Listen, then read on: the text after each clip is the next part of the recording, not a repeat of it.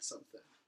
Right. And then there's even a third, like, exactly. So there's lots of words like that where same pronunciation, they sound the same, but they're completely different words. And then you have to know the differentiation of all the spellings. And then it's like if you look like sent, C-E-N-T, and then there's S-E-N-T, sent, like I sent you a letter, and then there's sent, like S-E-N-T. So it really doesn't, it's hard for them to make sense of all the different rules and things like that. But, so that's why it can be hard. And obviously, with the spelling thing. Right there, the oral and written are combined, or they're related because you hear something, and you have to kind of figure out how it should be written out the correct way. Yep. And kind of touching base with the EL students, the English language is hard enough the way it is for anyone who is born and raised here and raised on English.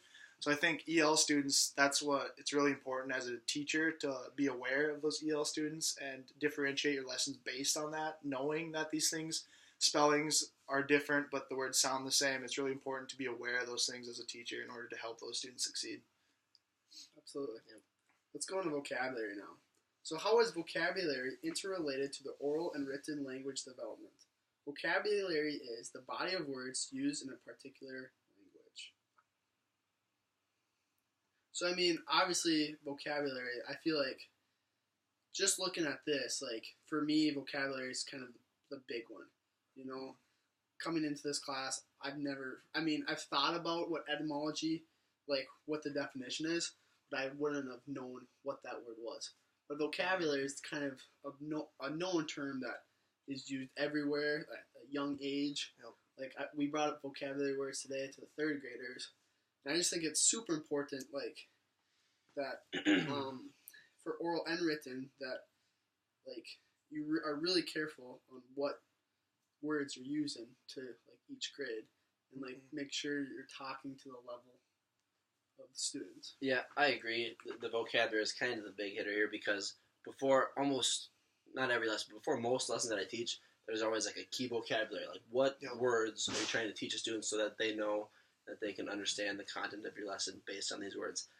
For today in science, we did like sound, and they needed to know the word like physics and sound discrimination and vibrations, and there's just baseline knowledge you need to know that comes from vocabulary words, both written and orally, that you just need to learn to be able to expand your knowledge in every area. Yep, definitely. And even in 5th grade, like I'm in right now, we're still going over vocabulary words each and every day. It's only usually 2 to 5 words a day, but still those words are words that they will become more familiar with as they grow older and older. And like 5th grade, upper elementary, those words are more difficult for even most adults probably, but it's still good to get them aware of those words and know how they are spelled, know how they are supposed to be pronunciated, in order to help them comprehend the text they're reading as well. Yeah, I think a lot of the words that you might come across, I think at a younger age, it's the oral aspect is super important because they might not be able to read that word yet, or they might not be able to spell that word, but like they'll recognize the word, and now they can put a meaning towards it. So if you're able to form that connection, and as they get older, you can work on the written aspect where they're able to read it, able to write it. I think that's just super important relationship. I agree with that because like a lot of the 3rd graders right now, they know a lot of words. They can put them in a sentence. They can use them correctly. When it comes to spelling them, they do it by sound, so that you can figure it out because it makes sense, but it's not technically spelled correct, like but how it's actually supposed to be pronounced. But they know like what they mean, so they understand the words. It's just kind of getting the spelling. And like we've kind of talked about this whole time, that kind of comes later. I think it comes more naturally later, just learning the spelling of words. So as long as they're learning the vocab, knowing what it means, and knowing how to use it, that is more important, and it comes easier then. And building off that, my cooperating teacher kind of talked to me a lot about spelling because it comes up a lot in writing where kids will raise their hands and they really want to spell it correctly. But like to get around to every student and to make sure all their words are spelled correctly, it's not worth the time for them to wait on that one word when they could be writing and improving those skills. So I mean, obviously vocabulary and spelling is super important, but just keep building those word work skills. Those identifying sounds are just super important so that the spelling can come later on. Yeah, you're exactly right about that. We have the same thing going on when they do independent writing, and hands were going up like crazy the first day. So my teacher, cooperating teacher put in a rule, spell the word as best you can, underline it. You can go back, try and figure out the spelling later, but it's just important to just get writing. So just getting words on a paper, not exactly so much worried about the spelling of it. Yep. That's even in 5th grade, we still have that rule too. Get what you want on the paper. If you don't know how to spell a word or you think it might be spelled wrong, we just have our students circle it.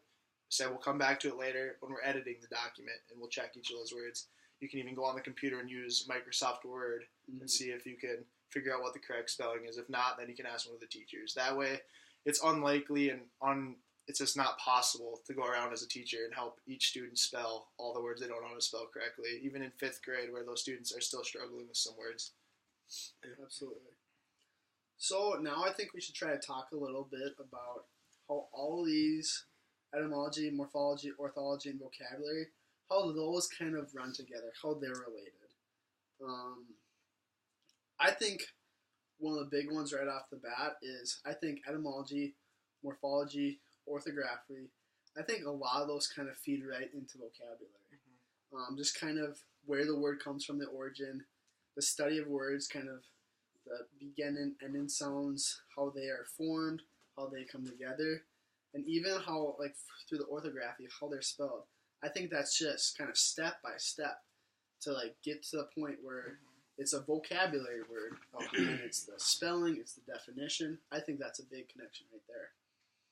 I think, like Andrew was saying, that each of those are definitely the building blocks to build up to the ultimate goal of vocabulary words and teaching those students each of those things. And kind of goes back to the differentiating. Maybe some students understand the spelling better, the morphology. Maybe some students understand the orthography better. Maybe some students will really connect to the etymology of the words, the origins, especially if they're EL students from another country. It just depends on what the student connects with and what they're able to learn best with using to get those vocabulary words in their meetings. Yeah. I mean, you guys basically said it all there. I think the most important thing is vocabulary. All those things are kind of supplemental to that.